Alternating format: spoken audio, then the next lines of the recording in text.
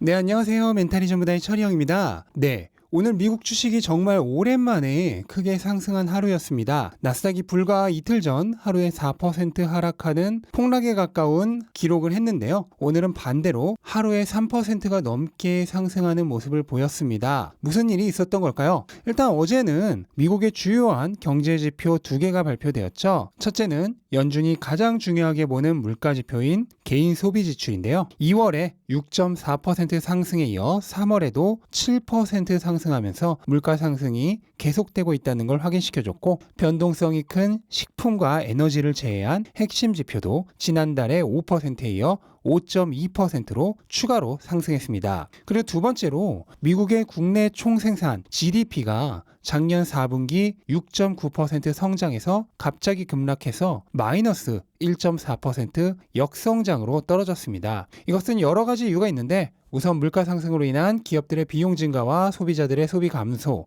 또 미국 정부의 양적 완화가 마무리되고 금리가 오른 거, 그리고 1월에 미국의 오미크론 확산, 2월에는 러시아의 우크라이나 침공으로 인한 원자재와 에너지 가격 상승, 3월에는 중국의 제로 코비드 정책으로 인한 물류 지연과 생산량 저하, 정말 악재란 모든 악재가 단 두세 달 사이에 겹치고 또 겹치면서 결국 미국 경제는 1분기에 마이너스 성장을 하고 말았습니다. 이런 엄청난 악재가 짧은 시간에 겹쳐진 관계로 이미 미국 주식시장은 S&P가 연초 고점 대비 14% 하락, 그리고 나스닥이 23% 하락하면서 대대적인 약세장에 들어간 모습을 보여줬는데요. 1분기 미국 경제의 이러한 상황을 시장이 어느 정도 예견해줬다고 볼 수 있는데, 그렇다고 해서 아직 경기가 침체된 것은 아닙니다. 일반적으로 2분기 연속 마이너스 성장을 해야 경기 침체로 보고, 한 분기 마이너스는 일시적인 현상일 경우가 많죠. 이번에도 여러 이벤트들이 한 번에 겹치면서 일어난 현상이고요.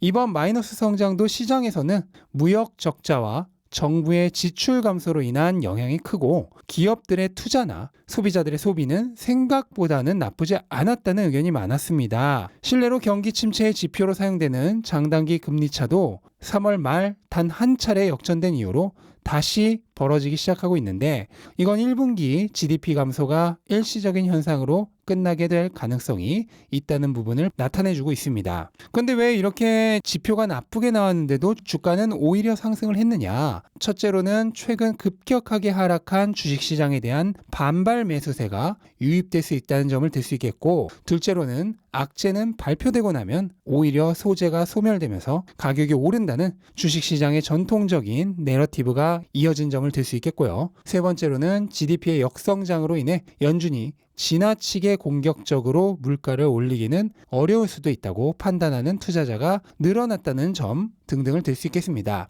또한 메타와 비자, 퀄컴, 페이팔을 비롯한 주요 기업들의 실적이 상당히 좋았다는 점도 투심을 바꾸는데 결정적인 역할을 했습니다. 어제까지만 해도 투심이 극도로 악화되고 있었는데, 메타의 실적 발표 이후 선물 시장이 급등을 했고, 그러한 분위기가 오늘까지 이어진 거라고 볼 수 있겠고요. 어쨌든 이러한 이유들이 겹치면서 오늘 미국 주식시장은 오랜만에 크게 상승을 했는데, 근데 그렇게 좋았던 분위기를 아마존이 망쳐버리고 말았습니다. 아마존이 장 마감 후 실적 발표를 했는데 매출은 예상치에 부합했지만 주당 순이익이 무려 마이너스였습니다. 주당 7달러 56센트의 손실을 기록했는데, 시장의 예상치였던 8달러 36센트의 수익과 비교해서 앞에가 플러스여도 모자랄 판인데 거기에 마이너스가 붙어버렸습니다. 아마존은 회사의 특성상 이번 분기가 굉장히 위험할 수밖에 없었죠. 기록적인 물가 상승으로 인한 연료비, 물류비, 인건비 등 모든 비용의 상승, 그리고 상하이 항구 봉쇄와 러시아 전쟁으로 인한 글로벌 공급망 부족, 달러 강세로 인한 환율 손실 등의 피해를 가장 세게 맞을 수밖에 없는 기업이 아마존이었습니다. 이로 인해 지출이 크게 증가했고요.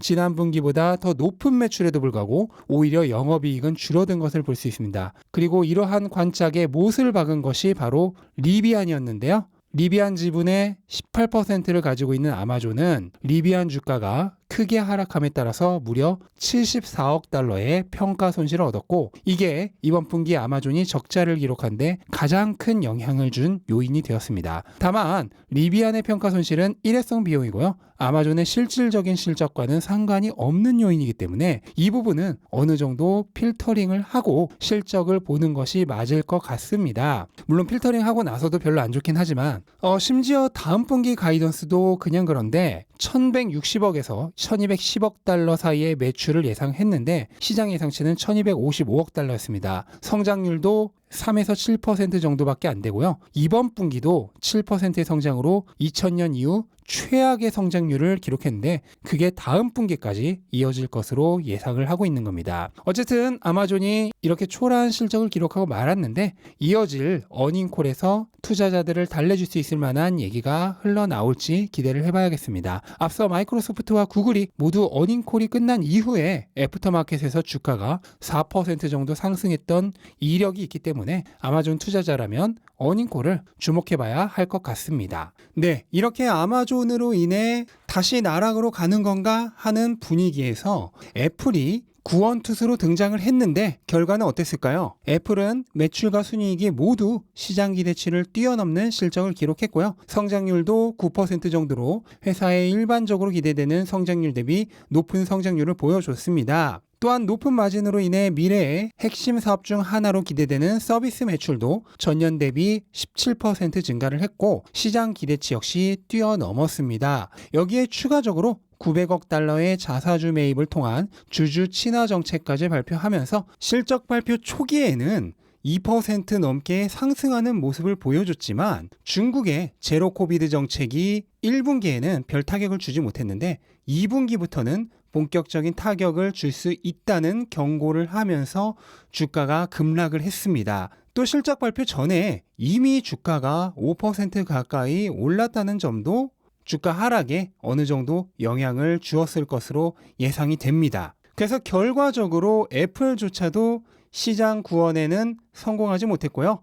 이 두 개의 미국의 가장 주요한 기업의 실적이 실망스럽게 발표가 되면서 전체 시장 분위기도 다시 약세로 돌아설 것으로 예상이 됩니다. 네, 그리고 테슬라의 경우는 이렇게 시장이 혼잡한 상황 속에서 여전히 약세입니다. 최근 화제가 되고 있는 트위터 인수에 있어서 머스크가 테슬라 주식을 팔지도 모른다는 불안감이 존재하고 있고요. 그리고 최근에 주가에 큰 하락이 있을 때의 거래량을 보면 대중의 이런 불안 심리를 노린 매도 세력의 대대적인 공격이 있었던 것으로 예상이 됩니다. 하지만 이런 이슈는요, 지극히 일시적인 것이고 테슬라라는 기업의 본질적인 가치와 아무 상관이 없기 때문에 기업의 펀더멘털을 보면서 투자를 하시는 장기 투자자에게는 그냥 할인 찬스에 불과합니다. 기업과 상관없는 이슈로 가격이 내려갈 때는 두려워할 게 아니라 오히려 기뻐해야 한다고 여러 번 말씀을 드렸죠. 네, 이렇게 안 그래도 한 치 앞을 내다보기 어려운 주식시장이지만 이번 주는 그 중에서도 정말 역대급 롤러코스터를 보여준 한 주였습니다. 급락에 이은 급등, 또 기업들이 실적 발표함에 따라 애프터마켓에서의 급등과 급락, 정말 엄청난 변동성이 반복된 한 주였는데요. 이렇게 어지러운 상황일수록 투자자는 오히려 중심을 잡고 원칙에 의거한 투자를 해야만 합니다. 그리고 그 원칙이란 절대로 복잡해서는 안 되고요. 심플해야 합니다. 원칙이 길어지면 길어질수록 무언가 문제가 있다는 것입니다. 지식이 선명하고 명확하게 정리되어 있지 않고 난잡하게 흩어져 있다는 증거입니다. 대체로 그 원칙들을 다 기억하기도 어려울 뿐더러 지킬 수도 없습니다. 저 역시도 원칙을 A4 용지 한 장이 넘는 분량으로 정리해서 항목까지 체크해가며 지키던 시절이 있었습니다. 잘 굴러갈 때야 그렇게 해도 나름 잘 굴러갑니다. 그러다 무언가 한번 어그러지기 시작하면 부실공사한 건물이 무너져 내리듯